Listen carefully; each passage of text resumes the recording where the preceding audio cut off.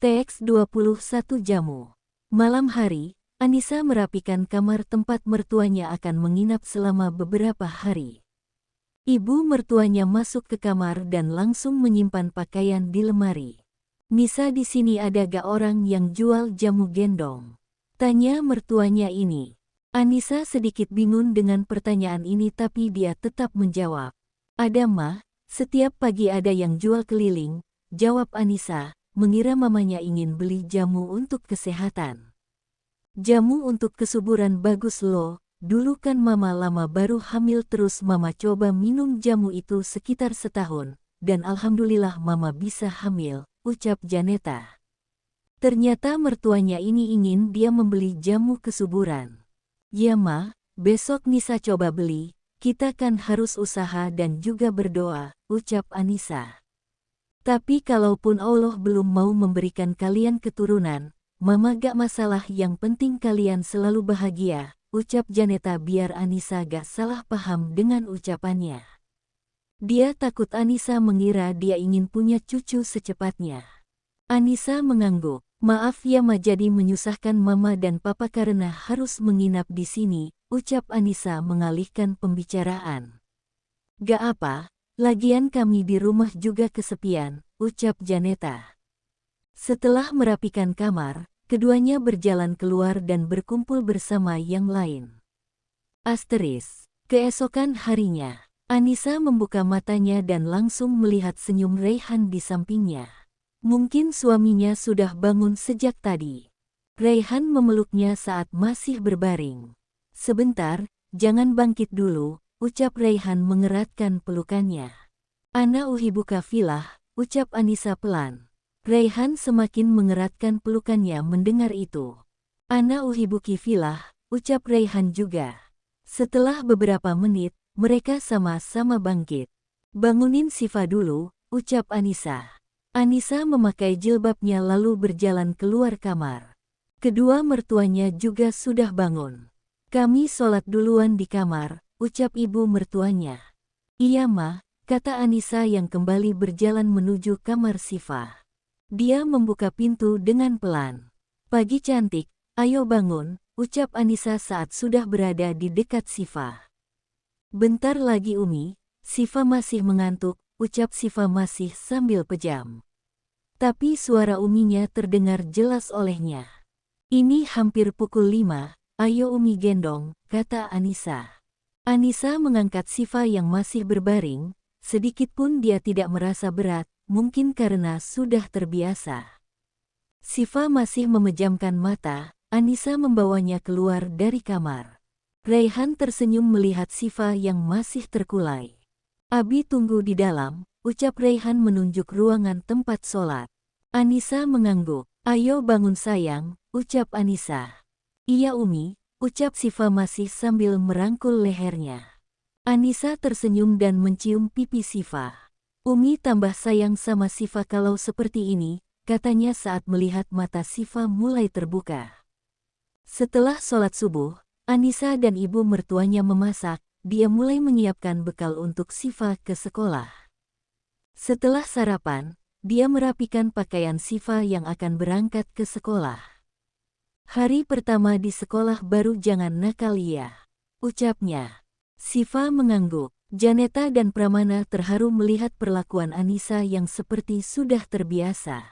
"Tunggu di sini Umi ke kamar dulu bantuin Abi," ucap Anissa yang memang setiap pagi selalu sibuk mengurus dua orang tercintanya ini. Dia langsung ke kamar. Raihan belum selesai mandi saat itu. Dia membuka lemari, mengambil pakaian untuk Susminya, menyiapkan semua perlengkapan. Raihan keluar dari kamar mandi, dia pun memberikan pakaiannya langsung. "Bi, Mama ingin Umi minum jamu, gimana menurut Abi?" tanyanya. "Terserah Umi, tapi jamu pahit loh," ucap Raihan.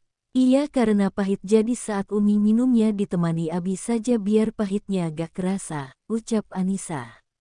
"Begini saja beli jamunya agak banyak terus minumnya saat akan tidur, nanti beli juga untuk Abi biar kita minumnya sama-sama," kata Raihan. Anissa mengangguk sambil merapikan pakaian untuk suaminya ini. Setelah berpakaian mereka berjalan bersama keluar dari kamar. Siva ke sekolah sama Umi dan Oma iya, ucap Janeta. Siva mengangguk. Nanti pekerjanya mulai pukul 8 jadi Umi jangan terlalu lama di sekolah, ucap Raihan. Anissa mengangguk. Oh ya satu lagi mulai besok Mbak Ratih tetangga kita akan bantu di sini, kata Raihan mengingatkan.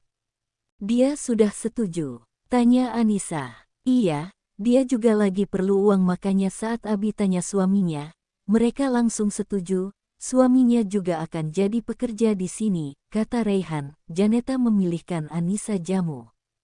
Yang ini jamunya, ucap Janeta. Anissa melihatnya. Ini bagus untuk kesuburan, melancarkan datang bulan juga, ucap Bu Laila penjual jamu.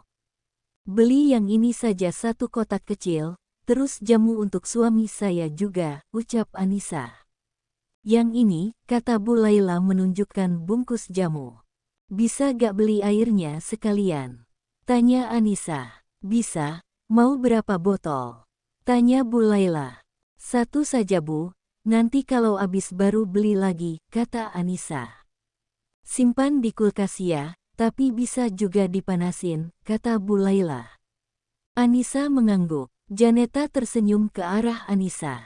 Bu Laila langsung mengeluarkan jamunya dan juga airnya. Ternyata tanpa mereka sadari, Denada melihat mereka dari tempat yang agak jauh.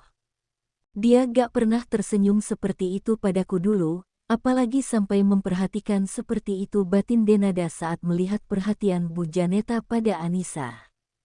Bu Laila sudah berlalu pergi dan curiga saat melihat ke arah Denada. Bu Laila tetap melanjutkan jalannya tapi beberapa kali tetap melihat ke arah Denada. Malam hari, Anissa membuat jamu untuknya dan juga untuk Raihan. Cepat minum, ucap Raihan.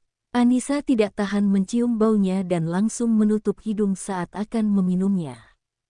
Raihan tersenyum melihat Anissa. Raihan juga meminumnya dalam seteguk.